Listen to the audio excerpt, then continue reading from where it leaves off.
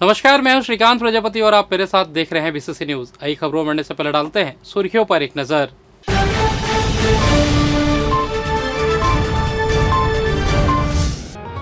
संभागायुक्त निकले फील्ड पर, कोनी भवन की ली जानकारी। कैंप में नमाज का मामला, लगातार प्रदर्शन जारी।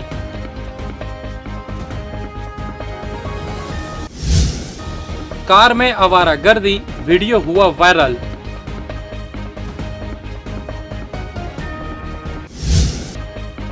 और वाहनों में आग लगाने वाले गिरफ्तार, तैश में आकर किया था घटना को अंजाम।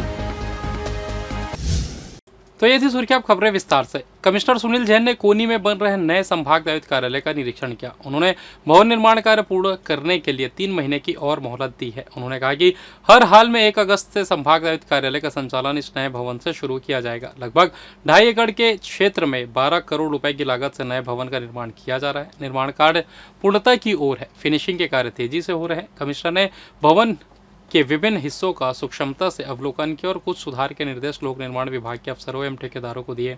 श्री जैन ने निरीक्षण के दौरान प्रमुख रूप से कोर्ट रूम सहित अधिकारियों के chamber, library, record room, garden, बैठक कक्ष, लिफ्ट आदि का निरीक्षण किया। श्री जैन ने भवन के आसपास के निर्माण कार्य एवं भूमि की जानकारी भी ली। इस अवसर पर डिप्टी कमिश्नर संतोष ठाकुर, स्मृति तिवारी भी उपस्थित थी। बच्चों के सर्वांगीण विकास और साइबर क्राइम के बारे में जागरूक करने और कम उम्र के बच्चों में बढ़ते नशे के खिलाफ बिलासपुर पुलिस बड़ा अभियान चला रही है, चाहे वो मोबाइल नशा हो या अन्य चीज़ों का। हाईटेक होते दौर में बच्चों की दिनचर्या में खेलकूद की गतिविधियां मानो खत्म हो चुकी है। इस दौर के बच्चे मोबाइल की लत और अन्य नशे की गिरफ्त में आते जा रहे हैं, जिन्हें खेलकूद से जोड़ने बिलासपुर पुलिस द्वारा नशे के खिलाफ चेतना अभियान चलाया जा रहा है, जिसमें बच्चों को नशे से दूर रखने और खेलकूद से जोड़ने पुलिस विभाग द्वारा आओ सवारे कल अपना कार्यक्रम के माध्यम से बच्चों के लिए समर कैंप लगाया जा रहा है। इसी कड़ी में चेतना अभियान के 5वें चरण के अवसर पर पुलिस ग्राउंड में कार्यक्रम का आयोजन किया गया, जिसमें जिले के एसएसपी रजनीश सिंह और पुलिस की टीम के साथ ही समाज सेवी संस्था के लोग शामिल हुए। कार्यक्रम के दौरान नुक्कड़ नाटक का आयोजन किया गया, जिसमें बच्चों के द्वारा नशे से होने वाले दुष्प्रभाव को बताया गया। कार्यक्रम के दौरान खिलाड़ी, बच्चों और पुलिस विभाग का गौरव बढ़ाने वाले पुलिसकर्मियों को पुरस्कृत भी किया गया। जिसके बाद खेलकूद का आयोजन किया गया, जिसका शुभारंभ एसएसपी रजनीश सिंह ने वॉलीबॉल खेलकर किया। एसएसपी रजनीश सिंह ने बताया कि बच्चों को नशे और मोबाइल की लत से दूर रखने के साथ ही उन्हें अच्छा माहौल देने के लिए आओ सवारे कल अपना कार्यक्रम की शुरुआत की गई है, जिसमें बच्चों को खेलकूद और कंपटीशन के साथ ही अलग अलग गतिविधियों में शामिल किया जाएगा। बच्चों को नशा और मोबाइल के साथ ही अन्य गतिविधियों से ध्यान हटाकर खेलकूद की ओर लाना है, जिसके लिए ग्रीष्मकाल को देखते हुए आयोजन 1 महीने तक चलेगा, जिसके लिए बच्चों का रजिस्ट्रेशन कर लिया गया है। बिलासपुर स्थित गुरु घासीदास केंद्रीय विश्वविद्यालय में हाल ही में राष्ट्रीय सेवा योजना के एक कैंप के दौरान नमाज पढ़ाने को लेकर उठा विवाद अब तूल पकड़ता जा रहा है। यह मामला 31 मार्च को ईद के दिन सामने आया, जब विश्वविद्यालय की 6 इकाई द्वारा कोटा क्षेत्र के शिवतराई में एक विशेष शिविर का आयोजन किया गया था। आरोप है कि शिविर में मुस्लिम समुदाय के छात्रों के साथ साथ हिंदू छात्रों को भी नमाज पढ़ने के लिए मजबूर किया गया। इस घटना के विरोध में न केवल छात्रों ने स्थानीय कोनी थाने में शिकायत दर्ज कराई, बल्कि इसे लेकर बिलासपुर शहर में सामाजिक और धार्मिक संगठनों में व्यापक आक्रोश फैल गया है। हिंदूवादी संगठनों ने विश्वविद्यालय प्रशासन पर गंभीर आरोप लगाते हुए सड़कों पर विरोध प्रदर्शन शुरू कर दिया है। प्रदर्शनकारियों ने विश्वविद्यालय के कुलपति प्रोफेसर आलोक चक्रवाल को हटाने और 6 समन्वयक को तत्काल बर्खास्त करने की मांग की है। संगठनों का कहना है कि यह केवल एक धार्मिक गतिविधि को थोपा जाना नहीं है, बल्कि यह विश्वविद्यालय के धर्मनिरपेक्ष चरित्र पर सीधा आघात है। वही इसे धार्मिक स्वतंत्रता के उल्लंघन और जबरदस्ती धर्म विशेष के अनुष्ठान को थोपने की कोशिश के रूप में देख रहे हैं। के विरोध में हमारा एक कार्यक्रम था। अभी हम उनको चेतावनी देने आए थे कि कृपया इस पर तत्काल कार्रवाई कीजिए। आप वो मात्र लिपापोती कर रहे हैं, दिखाने के लिए कर रहे हैं, वास्तव में कोई कार्रवाई इनके द्वारा नहीं की जा रही है। काफ़ी दिनों से हम इंतजार में थे कि इस पर सकारात्मक पहल करेंगे, प्रभावी कार्रवाई करेंगे, इस प्रकार के कृत्यों पर रोक लगाएंगे, लेकिन ऐसा कुलपति ने नहीं किया है। हम लोगों ने आज धरने के माध्यम से उनके पास तक मैसेज भेजा है कि कृपया तत्काल कार्रवाई कीजिए। यदि नहीं करते हैं तो पुनः हमको आना पड़ेगा और जो अब बार हमारा जो कार्यक्रम होगा काफी उग्र होगा। वो आप लोग जब पिछली बार अटल बिहारी वाजपेयी विश्वविद्यालय परिसर में छात्र संगठन एनएसयूआई के सदस्य बड़ी संख्या में पहुंचे और विभिन्न छात्र हित से जुड़े मुद्दों के साथ ही विश्वविद्यालय में ऑडिटोरियम में राजनीतिक दल के कार्यक्रम न होने को लेकर विश्वविद्यालय प्रशासन को ज्ञापन सौंपा। इस दौरान एनएसयूआई के सदस्यों ने विश्वविद्यालय प्रशासन के खिलाफ अपनी नाराजगी जाहिर करते हुए कहा कि विश्वविद्यालय के ऑडिटोरियम में राजनीति से जुड़े कार्यक्रम नहीं होना चाहिए। इससे पहले भी यहाँ राजनीतिक कार्यक्रमों का आयोजन किया जा चुका है। एनएसयूआई प्रदेश उपाध्यक्ष लक्की मिश्रा ने कहा कि अखिल भारतीय विद्यार्थी परिषद द्वारा जयंती मनाई गई, जिसमें पार्टी का गमछा और मेमेंटो दिया गया। ऐसे राजनीतिक कार्यक्रम से बच्चों को परेशानी होती है। उन्होंने कहा कि एबीवीपी के द्वारा राजनीतिक कार्यक्रम का आयोजन किया जाता है, जिसमें शिक्षक भी शामिल होते हैं, जो छात्र हित के लिए गलत है। इस संबंध में प्रबंधन को ज्ञापन सौंपा गया है। देखिए, बहुत दिन से लगातार छात्रों की शिकायत मिल रही थी और विभिन्न छात्र हितों का भी मुद्दा था, जो कि सर के संज्ञान में लाया है। महत्वपूर्ण आज ये था कि देखिए, ये है शासकीय शैक्षणिक संस्थान। यहाँ पर किसी भी प्रकार का राजनीतिक दल का अगर प्रोग्राम होता है तो ये अच्छी बात नहीं है ना। देखिए, हम लोग के यहाँ भी संगठन है, हम लोग के यहाँ भी शिष्टाचार से हम लोग चलते हैं, लेकिन आज से हम लोग ने भी सर को वादा कर दिया है, सर या फिर आप लिखित में ये राजनीतिक प्रोग्रामों को यहाँ कैंसिल करिए, नहीं तो हमारे भी साथियों का बर्थडे भी इसी ऑडिटोरियम में मनाया जाएगा, साथियों को छोटा सा प्रोग्राम भी इसी ऑडिटोरियम में मनाया जाएगा। किस प्रकार का राजनीतिक कार्यक्रम? किस प्रकार का? आज जिस प्रकार से जयंती मनाई गई और उस जयंती में अखिल भारतीय विद्यार्थी परिषद ने प्रेजेंट किया।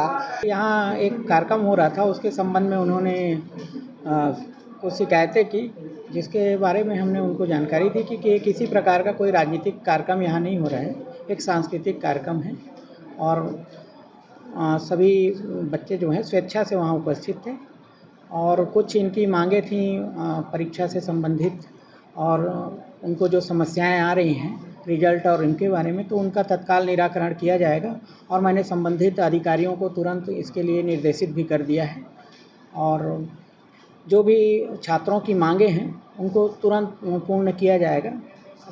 हम यहाँ छात्र हित में ही बैठे हैं और उनके लिए हमेशा हम कार्य करते रहेंगे। सर, ये मुख्य आरोप है कि दक्षिण पूर्व मध्य रेलवे द्वारा महिला सुरक्षा को प्राथमिकता देते हुए चलाया जा रहा विशेष अभियान के तहत महिला कोच में अनधिकृत रूप से यात्रा कर रहे 75 पुरुष यात्रियों को पकड़ा गया है। यह अभियान रेलवे सुरक्षा बल द्वारा 18 अप्रैल से शुरू किया गया है। अकेले 24 अप्रैल को ही महिला कोच में सफर कर रहे इन पुरुषों के खिलाफ रेलवे एक्ट की धारा 155 और 165 के तहत कार्रवाई की गई और उन्हें रेलवे मजिस्ट्रेट के समक्ष पेश किया गया। महिला और दिव्यांग यात्रियों के लिए आरक्षित डिब्बों में अनधिकृत प्रवेश को लेकर रेलवे सख्ती बरत रहा है। सुरक्षा व्यवस्था को और सुदृढ़ करने के उद्देश्य से इस विशेष जांच अभियान को चलाया जा रहा है। इस दौरान आरपीएफ ने विभिन्न यात्री ट्रेनों और स्टेशन परिसरों में छापेमारी कर 34 अवैध वेंडरों को भी गिरफ्तार किया। इन पर रेलवे एक्ट की धारा 144 के तहत कानूनी कार्रवाई की गई। इसके अलावा साउथ बिहार एक्सप्रेस में on board house keeping staff की जांच के दौरान एक कर्मचारी के पहचान पत्र में गड़बड़ी पाए जाने पर भी उचित कदम उठाया गया। रेलवे सुरक्षा बल के अधिकारियों ने बताया कि अभियान भविष्य में भी निरंतर जारी रहेगा। इन दिनों आवारागर्दी थमने का नाम नहीं ले रही है, जहां असामाजिक तत्वों का हौसला बुलंद ही है। आपकी टीवी स्क्रीन पर भी जो लोग नजर आ रहे हैं ये किसी आवारा से कम नहीं है। इनकी मस्ती और हौसला बुलंद तो देखिए कि शहर के प्रमुख चौक में से एक अग्रसेन चौक में बाकायदा अपनी कार की सनरूफ से बाहर निकलकर बड़े आराम से सिगरेट का कश लगा रहे हैं। बीच चौक में इस तरह की हीरोगिरी दिखाना इन दिनों असामाजिक तत्वों का काम हो चुका है। जरा आप भी देखिए कि कैसे ये युवक कार की सनरूफ पे बैठकर सिगरेट का छल्ला बनाने की कोशिश कर रहा है। इस कार का नंबर CG10BQ0007 है। शायद कार मालिक अपने आप को जेम्स बॉन्ड समझ रहे हैं, इसलिए इस कार में उनके जैसे स्टंट कर सिगरेट का कश ये युवक लगा रहा है। बहरहाल देखना होगा कि इस वीडियो में पुलिस क्या एक्शन लेती है। कॉलर को थोड़ा सा ऊपर चढ़ा के सिगरेट के धुएं का छल्ला बना के सोचना है क्या जो होना है होगा, चल पड़े हैं फिक्र यार धुएं में उड़ा के। और फिलहाल ये वक्त तो चला छोटे से ब्रेक का, मिलते हैं ब्रेक के बाद, कहीं जाइएगा नहीं। पिछले 17 वर्षों से रियल एस्टेट के क्षेत्र में दे रहे हैं अपनी सेवाएं और लगातार शहर की जनता को एक नई लिविंग लाइफस्टाइल। अपने कार्यों एवं सेवाओं के माध्यम से लाखों लोगों की उम्मीदों को दिया है आकार, इसलिए जिले में ही नहीं पूरे प्रदेश में इनकी पहचान है बरकरार। आपके सपनों के घर को हकीकत में बदल कर है दिखाना, इसलिए आपके लिए लेकर आए हैं भाटी आशिया।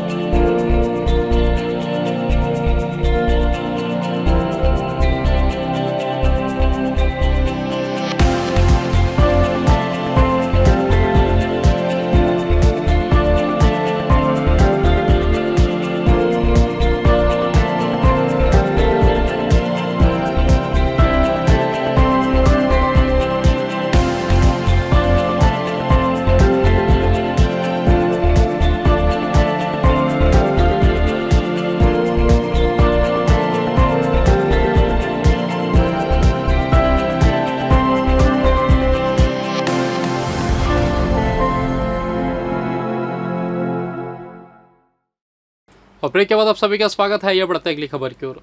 सरकंडा थाना क्षेत्र के अटल आवास में गाड़ियों को जलाने वाले 2 आरोपियों को पुलिस ने गिरफ्तार कर लिया है। 22 अप्रैल को अज्ञात लोगों ने अटल आवास के पोर्च में खड़ी वाहनों को आग के हवाले कर दिया था। इसमें कई गाड़ियां और वहां लगे केबल्स जल गए थे। इस मामले में पुलिस ने अटल आवास बेहतराई के ही समीर और सनी निषाद को गिरफ्तार किया है। ये दोनों आरोपी ने केवल इसलिए उन वाहनों में आग लगा दिया था क्योंकि वे छत में शराब पी रहे थे, जिसे वहां के लोगों ने मना कर दिया था, जिसके बाद तैश में आकर इन दोनों आरोपियों ने वाहनों में आग लगा दी थी। बहरहाल अब दोनों आरोपी जेल में हैं।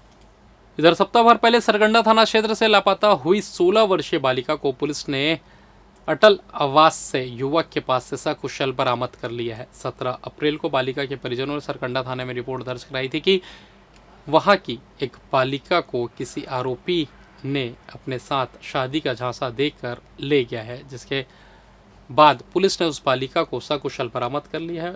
पीड़िता के बयान में पता चला कि कई बार उसके साथ शारीरिक संबंध बनाए गए हैं। पुलिस ने पीड़िता के बयान के आधार पर आरोपी राजकुमार यादव के खिलाफ पॉस्को एक्ट और अपहरण का मामला दर्ज कर आरोपी राजकुमार को जेल दाखिल कर दिया है। सरकंडा क्षेत्र में चाकू लहराकर लोगों में भय फैलाने वाले युवक को पुलिस ने तत्परता दिखाते हुए गिरफ्तार कर जेल दाखिल कर दिया है। सरकंडा थाना क्षेत्र के मुक्तिधाम चौक अटल आवास के पास पुलिस को सूचना मिली कि एक युवक लोहे का रॉड लेकर चाकू लहरा रहा है और लोगों को डरा धमका रहा है। इस पर टीम मौके पर पहुंचकर आरोपी अनुराग कश्यप को गिरफ्तार कर लिया और उसके पास से चाकू बरामद कर लिया। आरोपी अनुराग कश्यप के खिलाफ पुलिस ने आर्म्स एक्ट के तहत कार्रवाई कर जेल दाखिल कर दिया है। तारबार थाना क्षेत्र में अपराधियों के हौसले बुलंद नजर आ रहे हैं, जहां दिन दहाड़े युवती से लूटपाट कर मारपीट की घटना सामने आई है, जिसमें 4 अज्ञात लोगों ने मिलकर एक युवती से 17,000 रुपए लूट लिए। युवती ने बताया कि वो पैसे जमा करने बैंक जाने के लिए निकली थी। इसी बीच वो तारबार थाना इलाके में आने वाले 12 खोली चौक के पास पहुंची थी, जहां 4 नाका बाइक सवार पहुंचे और उसके सर में बियर की बोतल से हमला करते हुए उसके कपड़े फाड़ दिए, जिसके बाद अज्ञात नकाबपोश पैसे लूटकर फरार हो गए। सूत्र बता रहा है कि सिरगिट्टी क्षेत्र में रहने वाली युवती डरी सहमी थाने पहुंची, जहां शिकायत दर्ज कराने वो भटकती रही। जब बीसीसी न्यूज़ की टीम इस मामले में तारबार थाना प्रभारी से बात करनी चाहिए तो वे सवालों से बचते हुए जानकारी देने से मना कर दिया। बहरहाल तारबार थाना इलाके में दिन दहाड़े हुई लूट और मारपीट की घटना से क्षेत्र में दहशत का माहौल है।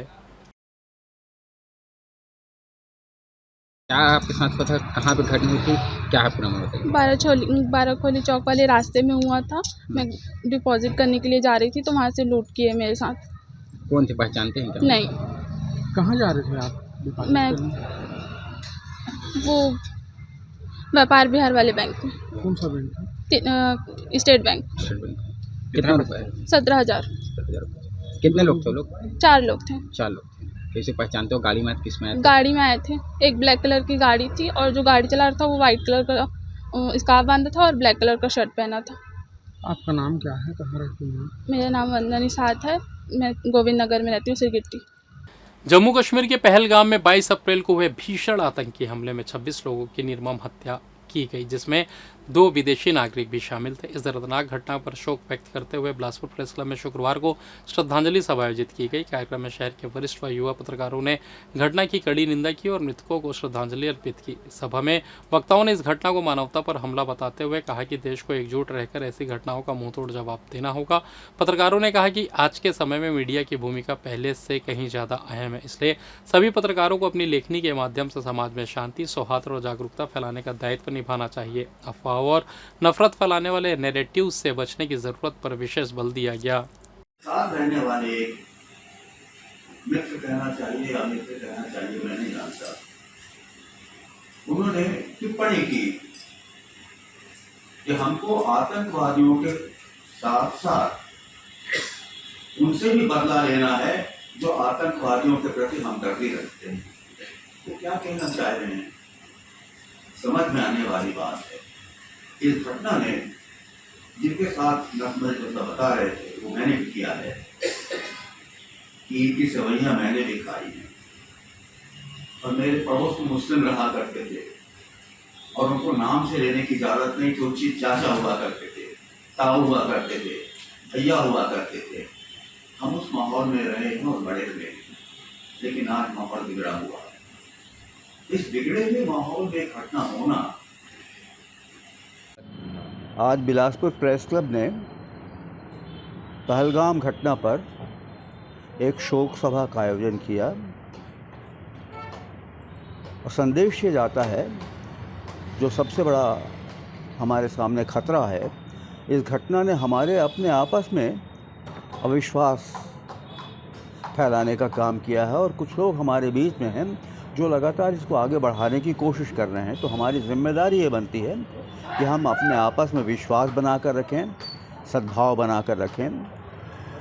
और हमारे अपने वरिष्ठ पत्रकार नटमल शर्मा ने एक और महत्वपूर्ण बात की कि एक नैरेटिव तैयार किया जा रहा है जो हमारे बीच में भेदभाव पैदा करे। हमको उस नैरेटिव को समझना है जो बहुत लुके छिपे तरीके से आता है। जो लोग इसको फैला रहे हैं उनको पहचानें और उस नैरेटिव के अंत तक पहुंचने की कोशिश करें। धन्यवाद।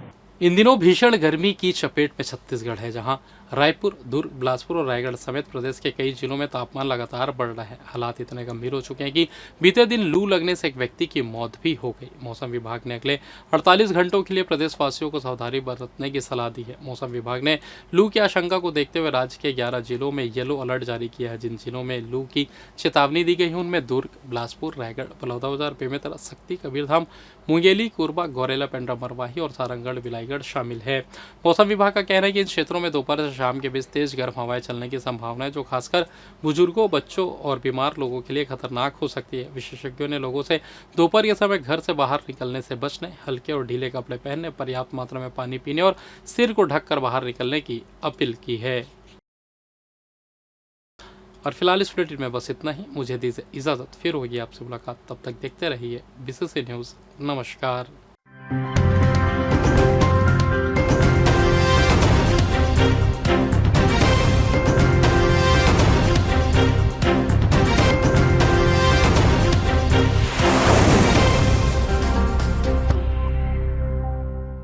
पिछले 17 वर्षों से रियल एस्टेट के क्षेत्र में दे रहे हैं अपनी सेवाएं और लगातार शहर की जनता को एक नई लिविंग लाइफस्टाइल। अपने कार्यों एवं सेवाओं के माध्यम से लाखों लोगों की उम्मीदों को दिया है आकार। इसलिए जिले में ही नहीं, पूरे प्रदेश में इनकी पहचान है बरकरार। आपके सपनों के घर को हकीकत में बदल कर है दिखाना, इसलिए आपके लिए लेकर आए हैं भाटी आशिया।